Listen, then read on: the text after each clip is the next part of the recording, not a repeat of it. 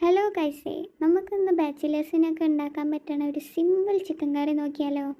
ഇതിനായി ചിക്കനിലേക്ക് ഉപ്പ്, മുളക് പൊടി, മല്ലിപ്പൊടി, മഞ്ഞൾപ്പൊടി, ഗരം മസാലയും ചേർത്ത് 2 ടേബിൾ സ്പൂൺ തൈരും ആഡ് ചെയ്ത് കുറച്ച് ഇഞ്ചി വെളുത്തുള്ളി ചതച്ചതും ചേർക്കണം. അതിനുശേഷം ഒരു പകുതി നാരങ്ങ എടുത്ത് അത് നന്നായി പിഴിഞ്ഞ് ചേർക്കണം. എന്നിട്ട് നമ്മളിത് നന്നായി മിക്സ് ചെയ്ത് ഒരു 30 മിനിറ്റ് മാരിനേറ്റ് ചെയ്ത് വെക്കണം.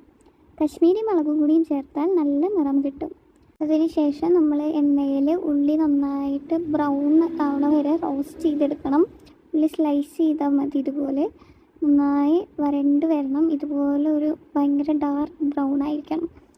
എന്നിട്ട് അത് നമ്മൾ ചിക്കൻ മാരിനേറ്റ് ചെയ്തതിലേക്ക് മിക്സ് ചെയ്യുക. നന്നായി മിക്സ് ചെയ്ത് ഏതാണ്ട് ഈ ഒരു കൺസിസ്റ്റൻസിയൊക്കെ ആകുമ്പോൾ നിർത്തണം.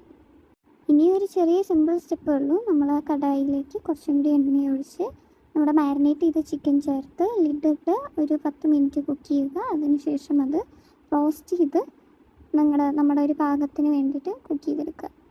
നല്ല ടേസ്റ്റി ഡെലീഷ്യസ് ചിക്കൻ കറിയാണ്. സിമ്പിളാണ്. എല്ലാവരും ട്രൈ ചെയ്ത് നോക്കണേ.